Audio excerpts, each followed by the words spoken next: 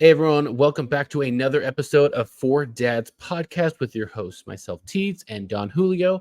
I just want to again shout out all the support that we've had so far.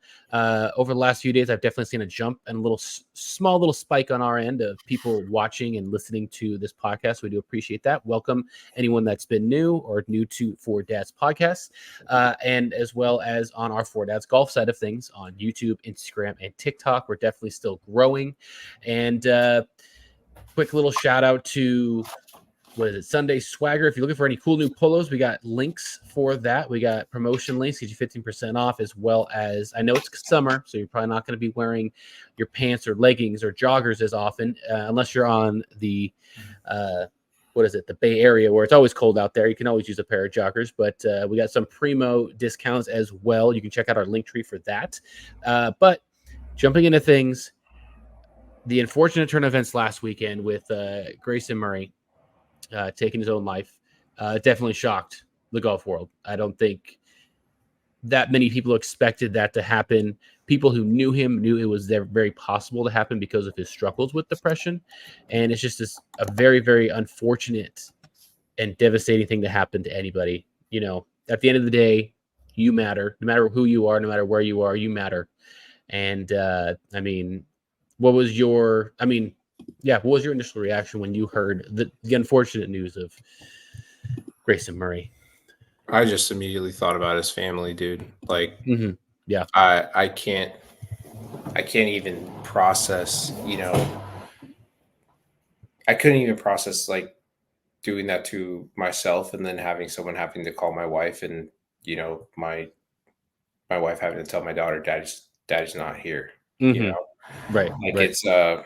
it's hard, man. It's, my condolences to his family. Those who spoke of him seemed, they had, they had nothing but the best to say about him. Obviously, we all go through our struggles, Yeah. but it's just hard. It's hard. It it's just hard to kind of try and understand, you know, what really takes somebody to that level. I mean, I think we all have lost people in our short time of life. I think we're right at the same age as what Grayson was. And, you know, I know several people who have committed suicide, just due to mental struggle. And it's real. It very much is real. And, just a brotherly shout out, I think, from both Teeds and myself is, you always have somebody to go to. You always have someone who cares about you more than what you think, right? And those are always people. I know it's hard as a man to confide with Right. any struggle, but John's been there for me in times where I'm feeling down. LeBron's, like Corey Graham, a lot of people. Even though it is, a moment of what we consider as men, um, weakness of opening up and saying what we're going through, it's good to get off your chest, Oh yeah. and I think definitely having other outlets, if that's like a journal, Yeah. things like that. But again, it's just unfortunate, man. Like the guy, was, living, I think, everyone's dream Right. for us, and it's just a side of the game that we know is there, but you just don't. It's just not vocalized, like how hard it really is, and the toll that it takes. I mean, the time spent away from your family, the fact that you're living out of a suitcase, trying to make essentially what is ends meet to basically try and provide for your family. And it's, like what Full Swing said, if you're not within that top 50, like you're really not making anything. Yeah. Yeah. When you take in all the expenses of travel, tournament fees, like your sponsorship fees, your caddy fees, everything, it's just like it's it's really tough. So again, my condolences to Grayson. I hope your family's doing well. I wish them the best, man. Like Yeah, I don't really have anything else to say after that. Just hard. Yeah, it's never easy, and there are many, not just people but professionals you can go to as well that are there. And fortunately, a lot of insurances now cover that. If you're a full-time worker and you have insurance, uh, that's majority of the time covered. Not all the time, but there are professionals out there. I know I've used some of them in the past, and it's been very helpful for me. It's nothing to be ashamed of, especially nowadays. I feel like after COVID, and everyone kind of got into like a little depression there, just with staying inside constantly, being scared, not being sure about the future, what's going on, what's going to happen. It kind of brought mental health up a little bit, brought it to light to show more people that it's more common than people think. Yeah. And, it's definitely something where, like you said, there's always someone you could talk to. And especially if anyone were to bring that up to, I'm pretty sure almost anybody, they would talk to them. No one would feel annoyed about that. Everyone takes that stuff seriously. It's not something to take lightly. And, it's easy to say than do, but at the Yeah. same time, just gotta get out of that uncomfort zone to move forward and hopefully put yourself in a better situation. Yeah. What'd you think of about what that guy who won the tournament? Was it Riley? Davis Uh, Riley. yeah. Was it Riley who spoke and said, like, I'm going to challenge myself to be kind to myself, but also, say words of kindness to others as well. Mm-hmm. Like, what'd you think of that? I think that's what everyone should aspire to do, because this world is very unfair. This world is very tough, like you mentioned. There's a lot more downs than up. In my opinion, we live in a fallen world, so you're just going to see more negativity than you're going to see positive, and not just because that's media based, but in general. And you never know how someone's day is going. And it's always the issue of people assuming. I definitely catch myself on that way too often, where I assume that they're doing something out to get me when it might not be that, and there's so many other things going to it, opening a door for somebody. Just some simple acts of kindness do go a long way. Yeah. And I think that's what everybody should strive to do, because a little bit more positive in this world could not hurt, and then obviously can make it a lot better and make people feel more wanted. Yeah. And again, it's easier to say that. It's easier to do it for like a week or two after this unfortunate event has happened, but to stay consistent with it is the ultimate goal. Yeah. I mean, I know you're saying it's easier said than done, but I think it's things that we do like as men, as in passing, like if you're like think about it on the golf course. Hey dude, great shot. Hey man, Yeah. like I like your Mhm. Sunday, I like your Sunday swag, your Yep. Sunday your Yeah. Sunday swagger shirt, or like that hat, right? There's a lot of different things. And again, it could be something as small as that, as just giving someone positive feedback on either a golf swing, a great shot they just hit, something that Hmm. honestly could make somebody's day. Like this weekend, I saw this video of this guy.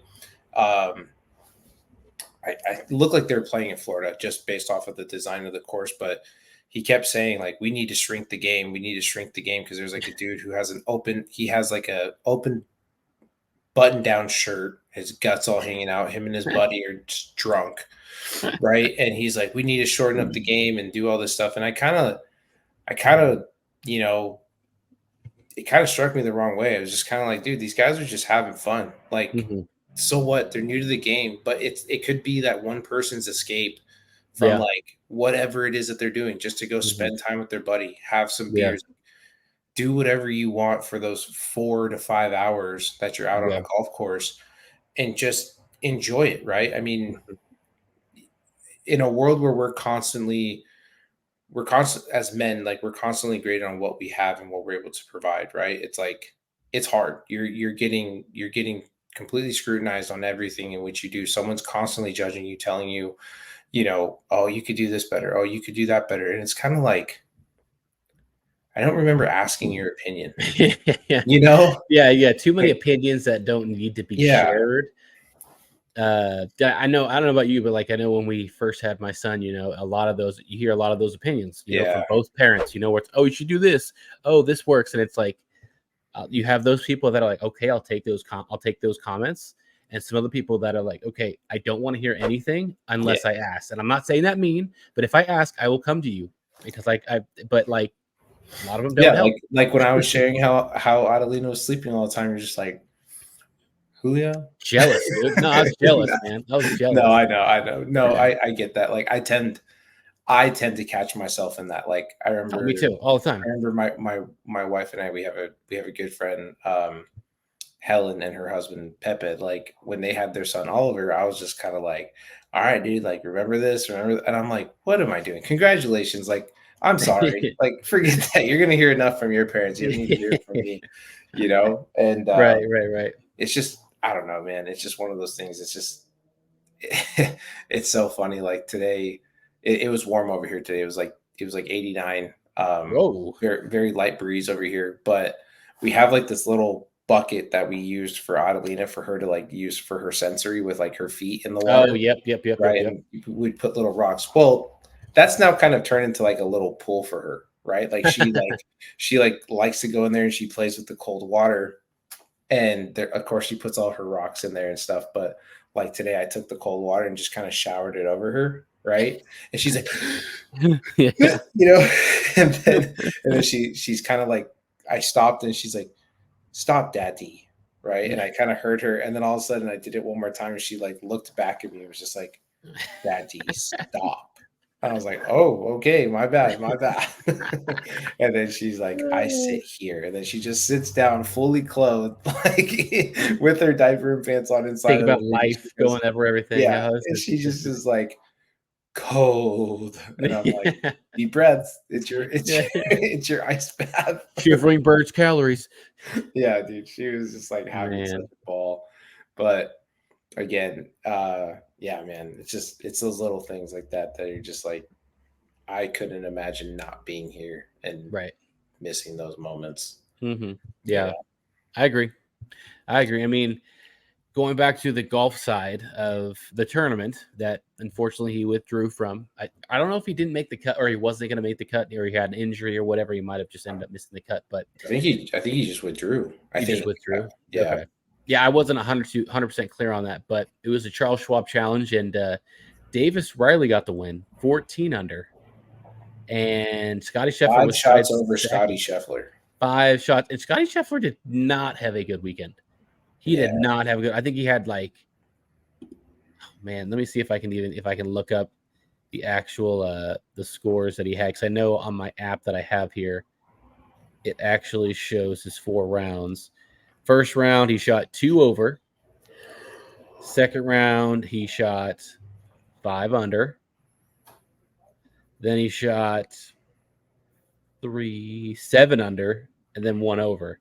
So 1 over and 2 over is not going to do it. But the fact that he was able to put together some 5 and 7 under rounds, he's right there, man. And I mean, talking about Scottie Scheffler, you got to talk about what just came out today. Yeah, that's really crazy. The whole thing that I told you where they said, "Oh, we couldn't find any body cam footage on this." Really, you checked it off on the freaking police report saying you got it, and here it is. It either was leaked or it was shown or whatever it was, and this cop was trying to bait Scottie Scheffler into coercing him or whatever they call it in lawyer terms, and like Scottie Scheffler had the most generic in probably what I would have said if I was in that situation. Did you watch it? Did you watch that whole clip? I didn't get a chance to, but no. Okay. Yeah. Well, let me explain what he says. Basically, he says, "I was getting a little impatient, and I was driving around, and I was told to go this way, and I went this way, and then this guy was yelling at me, and he didn't say I'm a police officer, please stop, or I'm a cop, please stop. He just started running at me and hit me with like whatever it was, hit me when I was in my car. It's like, I didn't know who he was. And the cop was like, well, I mean, we're all wearing the same thing. And if anyone tells you to get out of your car to stop your vehicle, you do that. And I'm like, It's like the worst advice that you could ever give anybody. Like, you might just mean if anyone that looks like a cop, you should do that. But like, with how bad our world is, like I just mentioned, especially when it comes to like protesters, where you've seen in people where there's a bunch of protesters in the middle of the road, they were swarming a car and they're banging on the car. And what, should you just get out of the car and hope that they're gonna like just give you a high five and just like let you out? Like, politely say, guys, what's going on? What's going on? Right? Like, who's not to say they're gonna bash in your window and try to beat you up or take your car or what? Like, who's there? No, it's 5:30 in the morning. Not everyone's all there. It's so early in the morning. And it was like the dumbest thing that I've heard, where I'm like, dude, why would he? And he was like, if it was a cop, believe me, I would have stopped the car. I had no idea that it was a cop. And it was just like, apparently the lawyer, do you see the lawyer's comment at all? He literally talked. He's like, I didn't see anything besides like the fact that everything was being dropped. Like, everything was dropped. Yeah. But like, here's the other thing is like, he's in a courtesy car. Okay. Exactly. That's what I'm saying. Yeah, he's in a courtesy car. So it's like, if you're a cop, like, you know who's a player and who's a patron, right? I mean, he has these sponsored cars. So what are you flipping out about? And again, like, I've heard a lot of different takes on it, and especially one of my buddies, TJ, right? Like, TJ was extremely vocal through that entire car ride about how stupid that was. He's like, if that were me, taking that dude's gun, I'm taking his badge. He doesn't have a job, because he literally just showed how trigger happy he is, but also the fact that he cannot conduct himself as a professional.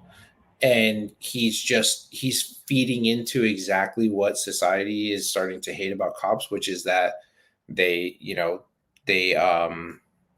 have this self-righteous entitlement. What they call it, the power, power trip or whatever. Yeah, they have the power trip, right? And again, it's like, dude, I'm not saying like maybe he doesn't watch golf, maybe he just didn't recognize that it was Scottie Scheffler or something. But the fact that it says like what was it, Lexus or Mercedes courtesy car, right? It's like, dude, you know that's somebody who should be here.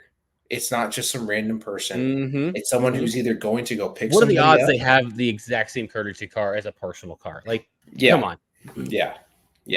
But even from that camera that was like up on top, where you can kind of see, like, you can see the courtesy piece on there. Like, it's not small.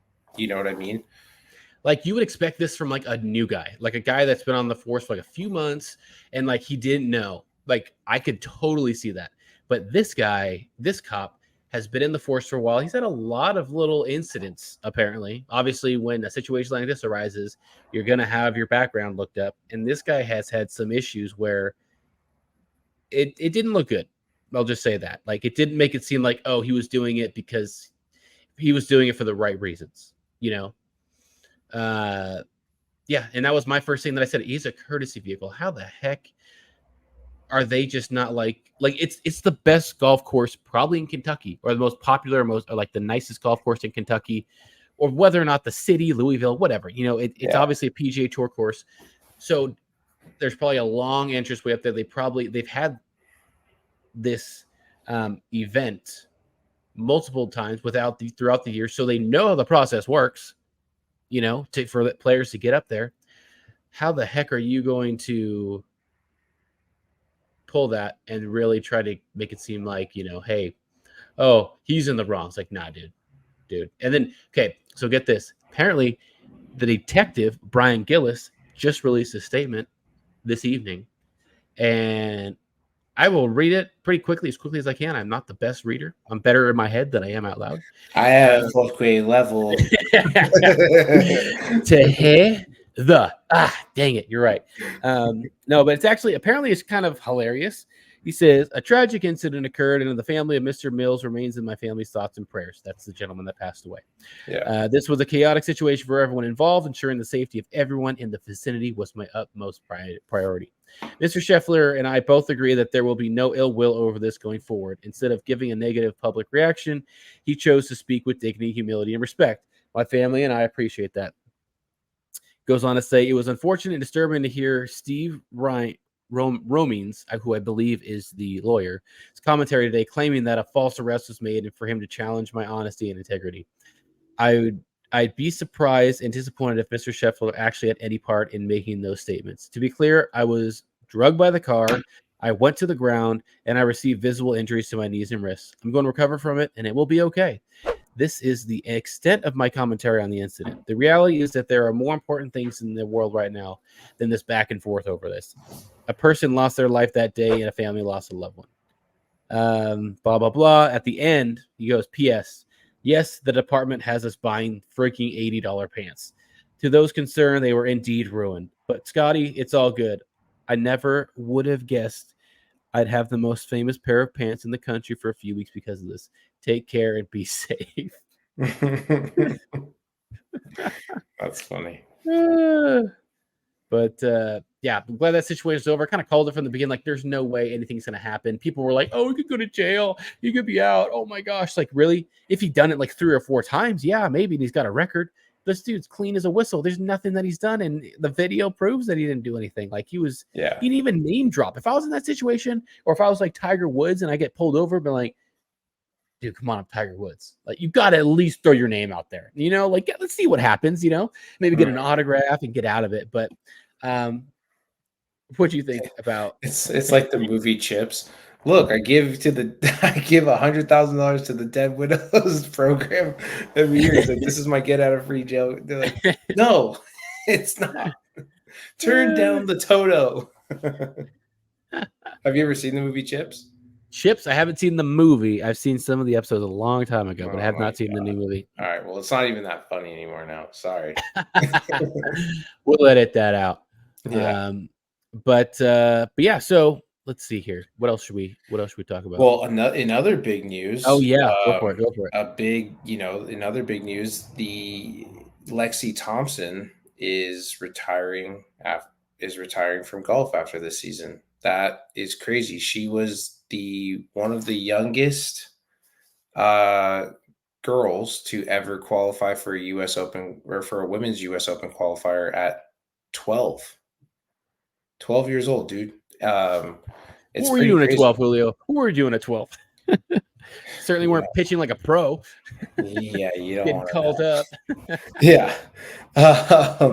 But dude, I mean, that's crazy. She's been a pro since what, 26? No, that's not right. Hold on. She's been a pro for I think it's like 18, 19 years, or it's 17, 18 years, something around that. Yeah, something like that. I think almost 20 years, but that's crazy, dude. It's also kind of like, what kind of stinks, like from her tour earnings of that long. Oh boy. Here we go. $10,000. No. Actually, it's not that bad. Sorry, I misread this. I thought this was like the actual number of what she had made. But the end of 2022 season, she made $14 million. Then that's including sponsorships or not? That is including sponsorships. I mean, she's had a heck of a run, man. You qualify for any major as a teenager, whether it's 19, 18. Yeah, she's been on the Solheim Cup. She was part of the U.S. Olympic team. Like, I mean, she's done a lot in her career for sure. Mm-hmm. I mean, and this is one thing that I think about, that men have the advantage of over women. And this isn't like a shot at women or a pump up for the men, but like, if a woman athlete, whatever athlete that you are, wants to start a family someday, like, professional sports do not wait. You have, like, pregnancy isn't short, obviously. Men, you don't have to deal with the pregnancies, but you know what I mean? Like, that's the thing that, like, men don't have to really worry about compared to a woman, where they put that on hold for their professional career, for their sport, because it's something that you cannot do while pregnant. I think if any sport is out there, golf might be the one that you could go at least a few months, maybe pregnant, because you're not running up and down a court, you're not sprinting all over the place, you're just walking and hitting a ball, you're twisting for obviously your core. But well, who was the golfer that was playing? Who was the female golfer that was playing golf while she was pregnant? I see her face, and I'm blanking on the name. I say this in the nicest way possible. She reminds me of Leslie Knope from Parks and Rec. That's the person that's like the doppelganger that I'm seeing. Yeah. I just don't know her name. That's a pretty funny comparison. Yeah, I mean, like I'm not sure, but like that is one thing that you got to think about. Because I think Serena, or no, Venus was the better tennis player, right? Venus. I think she retired to have a family, and that's something that it's unfortunate in the sporting world. Some say that she actually retired too soon. Oh, of course, and that's the doubt because depending on the sport, your prime could be from 27 to 34. Yeah, but they don't recommend having children after those ages. And yeah, it's a risk. It's a risk either, no matter what. Having a child is always a risk. Lewis, is that who you're talking about? Let me look her up. Stacey Lewis? No, that's not her. It might No, be. I don't think so. No, I think it is. I think it is. That's the one that I was thinking. Yeah, good. Yeah. How the heck did you didn't type in Leslie Knope golfer? No. I just asked Google, but Google has this new feature totally off subject with golf, but it has this new feature where it actually gives you like a quick AI like overview now. So if you ask a direct question, it'll give you the best answer possible. Then you can click on the links to find what it is. Interesting. Well, yeah. I mean, what's Kramer, right? No, man, I'm blanking. Who the woman who's retiring?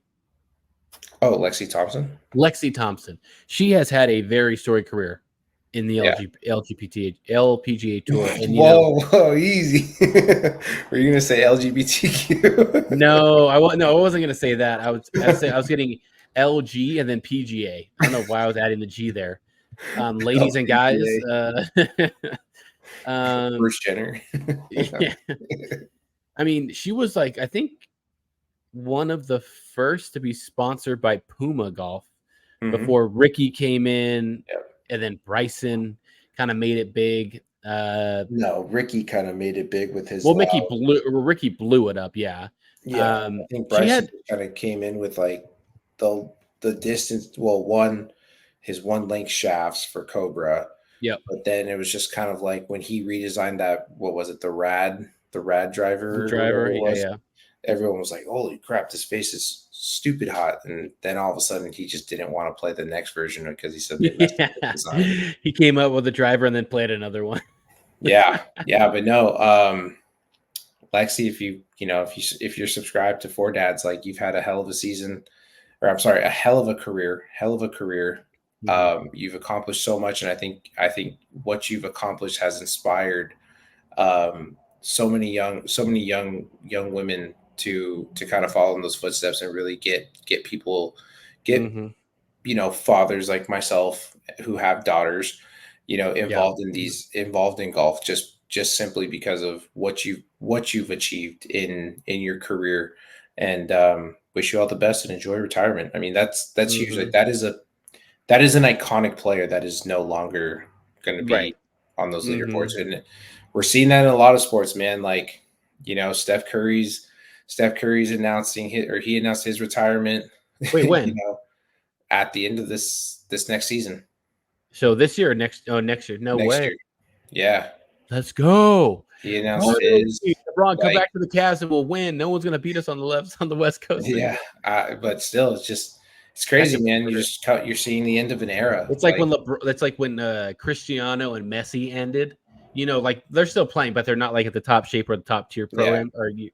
And it's just like you will like never see two players in the same league that are playing and will not just like first ballot Hall of Famers, but like you don't even have to think. You say Messi, Ronaldo, people know who you're talking about, and it's just like how lucky we are to be alive in those times. To see that and to witness it. And I mean, one of the people I think that Lexi Thompson potentially inspired was asterisk Tally. She is the number 4 in the world junior women's golfer who lives in Chowchilla.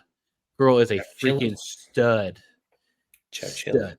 And I mean, now you see, I think they have a women's Masters. now. You know, there are so many things that when she started, they didn't have, and now that they have when they left. So it's like one of those things where it's like you leave it better than when you got there. Yeah. And yeah, I mean, she's Oh yeah, definitely. you're right. Augusta National women's or And women Augusta weren't National and women weren't women's allowed to play. amateur. Yeah, the Women's amateur, that's not even like, professional. And like women weren't allowed to play Augusta for the longest time. Yeah, that And was where the joke apparently started with what golf actually stood for. Gentlemen only, ladies forbidden. yeah, Apparently that joke is from that. is from Augusta. Oh That's man. what I've heard. Don't go, don't shoot the messenger. Like that's what I've heard. Our podcast was ruined before it even started. Gosh, Yeah. God. Yeah. Yeah, so really quickly though, I want to go over my Avoda bidding experience. Yeah, man, that looked awesome. Dude, it was sick. Shout out to Brandon Frazier. I doubt you watch these podcasts, but shout out to you, brother. Good buddy of mine that I've known for over a year now, I believe. And he is the head club fitter at Avoda Golf. And when I tried out Bryson's irons like a month or so ago, I hit some of his and I was like, dude, these things are pretty good. Like, okay. You know, I was hitting them on my own. No one was out there with me. It was just me with a camera recording, seeing how I was doing. And I was like, I really want to give these things a shot. Like, ever since I kind of got my swing down, where I know I'm staying connected, I know what I need to do, and this is one of those swings that I'm actually going to keep. I'm not going to change my swing like 50 million times. And with my were you hitting those with just a regular like golf grip? How did that feel being a felt weird? Jumbos? Not gonna lie. So it was jumbo grip small. It was like a small version, not the medium or large. But it definitely felt weird. But it still didn't have too much of an impact. If you watch the video, I did post a video of my experience. He was extremely informative. I hit I think maybe 5 or 6 different shafts. And one thing I was going to say was with my current T100s, the shaft that I have is a stiff flex. And Brandon, when he's playing with me, is like, dude, you definitely need to be in an extra stiff, like your swing speed. And he was going over my swing speed, which is kind of hard for me to believe because I didn't know I swung this hard. I had a gapping session like 3 years ago when I got back into golf, totally different swing. And my sweet spot was like 88 to 91 club head speed, miles an hour, 81. With this 8-iron, comfortably. I was not swinging out of my shoes or anything. I had my 190 carry. Dude, it was insane. So not just the 190 carry, but my swing speed was now 100 miles an hour. Yeah. Or my club head speed, should I say. But one thing that I did notice, or one thing that Brandon did tell me is they play strong.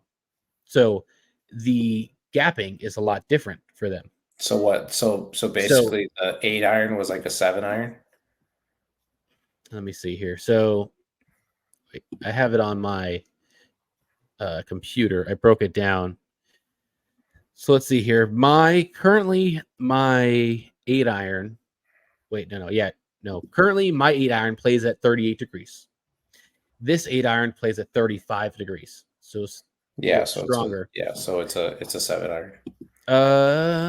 Well, no, my 7-iron is 31 degrees. So no. I lied. My 7-iron, you're right, is 34 degrees. So it's closer to that. Yeah. You're right. It's right around there. Yeah. Ballpark right. But even with 34 degrees on my yardage sheet that I have where I went and did the Mevo, got my averages, I'd be around 171 to 178. That's with the 7 at 34 degrees. With 35 degrees with an extra stiff flex, 190, about 188 to like 192 maybe. And of course, it was a bit stronger, but dude, they were just so pure. And I was mentioning this. I know I texted Julio after this, and he was like, "Oh yeah, well of course you're gonna hit him really well with the fitting. Obviously, that's like how it goes." Probably thinking that I did it in a monitor or like in a room where you had just a screen and you were gauging off of their numbers, hoping that they were telling you the truth. But this was all outside. I didn't want to do it indoors. I had to hit off of grass. You never play off of turf, and oh man, it just felt so pure, very forgiving. I was very surprised. The look of the irons looked more like a blade-ish. I'd say close to like the Apex-ish kind of a look on the backs. And the feel felt like very forgiving. I'll hit him off the toe. I'd still get it within 5 to 10 yards of where it was. Even my thin shots were getting at least like 60 to 70 feet up in the air. So felt really good. I'm really looking forward to when I get them. I'm going to have my Jumbo Max grips on there and everything to be good. But until then, I finally am be playing a set of irons that relates to my swing speed, and I cannot wait to see how that plays, and also how far I hit. I was even telling him during the fitting, I was like, dude, this is gonna F up my gaps, my four, like, because there's no way I'm hitting my 50 degree that far as like my 45 degree pitching wedge is going to be. We'll see how it all works out. They do 5 degree gapping. You're just gonna have to go get that 50 degree to like a 47, and then your 50, your 54 degree to a 53, 50 to like a 53, and then play.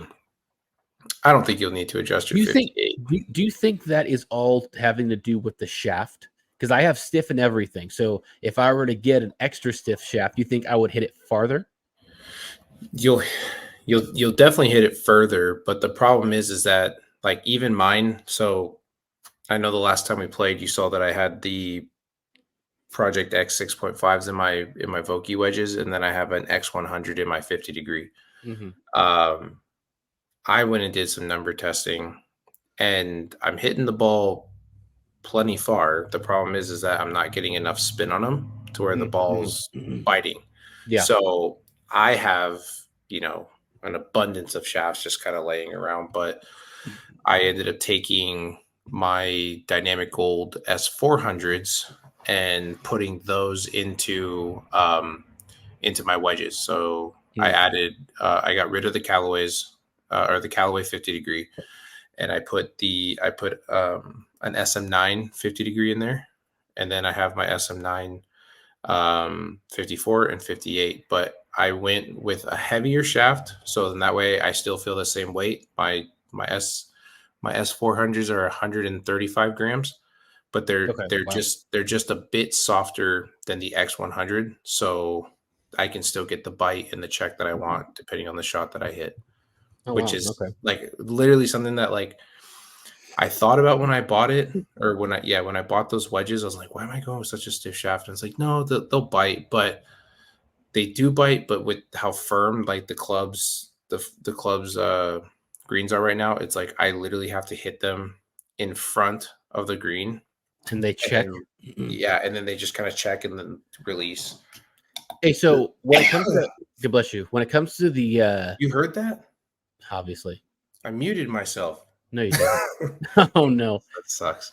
When it comes to numbers, when it comes for like wedges, what numbers are you looking for spin rate for like a full swing wedge, whether it's 50, 55, 56, 60? What are you looking for a full swing? Like 9,000, 9,500 to get some spin back? On a 50, like my 58, I'm looking for 9,700 to 10,500. Dude, I know that sounds like it's a pretty big gap, but that's what I'm looking for, because at least that way, since I do hit the ball high, right? I know my ball's going to sit, but if it's firm, I know I can land it a little bit further and still get that action to come a little bit. No, that's fine. I wasn't going to say that was insane. I mean, obviously that is insane. But what I was going to say was one of these guys on YouTube, his name's Josh Audie. He's like a professional, like, what do you call that? Where they play inside? Aficionado. No. When you play inside, like a simulator guy. He has like the live golf simulator. He plays like in like leagues and stuff, and he's legit. Yeah. So he's also good outdoors as well. But he has a YouTube channel, and he was going over the RPMs on like one of those really nice monitors that literally has it right next to you. You put the ball right in front of it, and it gives you like the numbers. It looks like a little, kind of like a little box or whatever.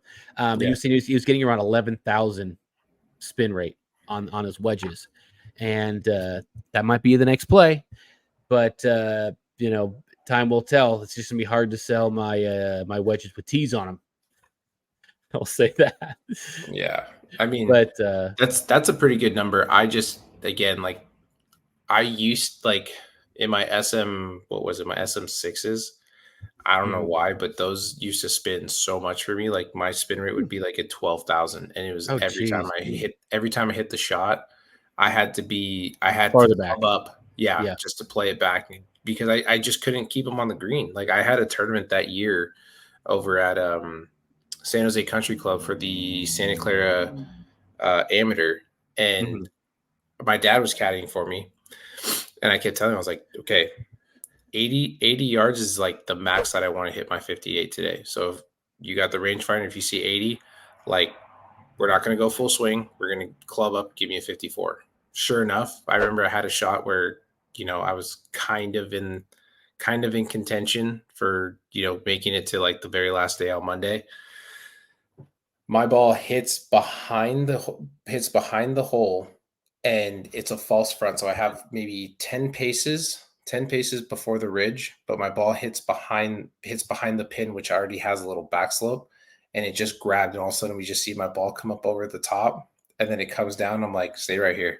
Sure enough, it comes off the green, just like how it was on the 16 or on the I forget what hole it was. I forget what hole that was, but just like how that was. Although the thing is the pin was in the back, which is crazier. So it went the whole length of the green and just came all the way back to me. And my dad's like, how'd you know? And I was like, I nipped it perfectly. I knew it was gonna just bite. Dude, so, that was me with the Mac Daddy wedges from Callaway. Yeah, I remember those ones. Dude, those things. I remember like that was something that I definitely struggled with when I first got back into golf, was getting spin on my wedges. And dude, I had the numbers right, but different to you. I would be like, okay, cool. It's 105. That's my number. I'm going to hit 105. And then my buddy would be right at the pin. He'd be up a little closer than I'd be like, yeah, that thing like hit a yard or two left of the pin and spun back like 35 feet. Well, dude, I still think it's crazy that when we played Dragonfly, I think it was the second time, and you almost jarred out for that short par 4. Like, to see the action on that ball, even though you hit your pitching wedge, dude. I'm like, that's crazy that you had that much action on an iron. Like, you hit that. I mean, you hit right at the pin, and yet your ball still spun or bounced out maybe 6 feet and then spun back 6 feet to be like a tap in birdie, almost eagle. Yeah, I was very surprised with that as well. Yeah. And that's one thing I'm looking forward to with these irons, is also to see like the spin rates. I think was like low 7,000s for the 8-iron that I was getting fit, which is, they're saying perfect. And then Brandon was also saying that the average swing speed or the club speed for an 8-iron on the PGA Tour last year was like 90. And mine was like 100 or whatever it was. I was like 10 miles an hour faster. And like, it wasn't me just like swinging out of my shoes or doing anything crazy. And I was like, smooth. Crap. Okay. Well, I must have a really bad short game and putting game if that's me, because they're there, and I'm here. But it was a good experience, dude. I definitely recommend, if you ever come out for just like an hour, besides like getting in around or whatever, like try them out, dude. I would love to, man. I mean, shit. Like, I know my club head speed right now with the 7-iron is 106. Oh, well, okay. Yeah. I mean, my ball speed with the 7-iron is 155, 160. No. I'm sorry. 145, 150. Okay. Which is, I mean, that's coming That's off amazing. high.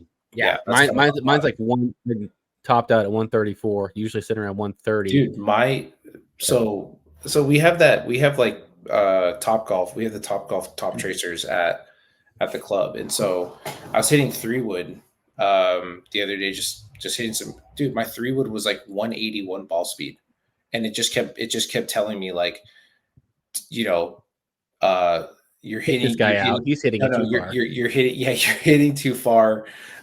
If you continue this, like someone from the pro shop's going to come talk to you. And so I just kept that going. guy. I was like, that guy. Yeah, I just kept going. Well, the only reason why is because I was in the furthest corner of the range, and I was going to the furthest part of the range, which I knew like I'm not reaching the houses, but I think with the parameters I just set, it was like, oh, you're going over that spot. I was literally hitting my 3-wood into like the service, like the maintenance. Oh yeah. No one's gonna hit it out here. Let's build a maintenance area right here. No one could ever hit us out here. Yeah. But it was cool. And then, I hit driver I hit driver 3 times with like the 3 best range balls that I found that were left. Mm. And ball speed was like 197 to 200. It was crazy, dude. I was like, holy smokes, man. I was like, I got to see what the spin is on this, because I feel like all I do is just get carry. I mean, it's wild. Right. Not too much rollout or anything like that. Yeah. I mean, not like yours, like shit, dude. Like that again, I'm still amazed. You literally hit a 400-yard drive into the bunker green side. Dude, sometimes I just wish I was able to see how it got there. Like, did it bounce? Did it get carried in the wind or what? You had one big bounce, but the thing is you were hitting the ball so good at Carmel Valley Ranch that literally it was like the wind didn't even exist. Your ball was just cutting right through it, which was that was with the wind behind us. That was going. No, I know that one was, but even on some of your other drives, like that one that I hit left, and I expected the wind to like touch it, and it just stayed there. Like, it just stayed there, but it was like your ball just had perfect movement, like as if the wind didn't even exist, dude. I was like, how do you do that? Not intentional. Crazy. And I was telling you when we were at Carmel Valley Ranch that like I hate playing in the wind, just like TJ. I was like, I cannot stand this. You were just sitting up there, okay, smash a drive right down the middle, no problem. I'm like, gosh, dude, I wish I had that feeling. But anything else you want to touch on this week? I know next week they have the Live Championships, I believe, or like the final weekend in Texas, and we'll talk about that. We'll touch on that next week. Next week, I should have the best ball video that we did on the front nine at Carmel Valley Ranch. You will see the worst best ball team ever on YouTube, and it will be very entertaining. I hope you guys enjoy it. It was the wind plus me didn't help. Don Julio had to go get a few massages last week for his back, but hopefully he's doing okay. And that was it. After that, I fell apart. I mean, you guys saw the back nine. It was just kind of like started off hot and then just the wind went to shambles after one of the holes that you'll see on the best ball match. But still, regardless, it's definitely a course I want to go back to and try and conquer. I saw Patty had shown some his kids guys, or something, right? Or some of the guys he was playing with. So that kid Gareth Pace, dude, that kid is the real deal. Like he holds the course record at our club for 63 from the tips at Foxtail. He is the real deal. I think it's just between the ears kind of gets in the way for him. He has it. He physically has it. He has everything, but it's just he definitely has it. The head can get there. Yeah. He's not even that tall. He's not even that tall of a guy. He's probably like 5'10". Okay. But dude, he rips the piss off of the ball, dude. Like when he hits it, people tell me it sounds different when I hit it, but it's like that consistent pure strike. Yeah, he does it. He does beautiful. it 9 out of 10 times. Sound. It's a beautiful sound when you hear something like that. I've been seeing some of his videos that he's been posting. Yeah, it looks calmer too. It doesn't look as windy. I know, right? Must be freaking nice. Yeah, right. But I'm gonna wrap up the episode here. Thank you guys for all your support again, and check us on YouTube if you haven't already. We have passed 800 subscribers. We're well on our way to 1,000 minimum, and please, if you guys do enjoy this as well, like this video, and don't forget to stay fly and go low, and we'll see you guys next week.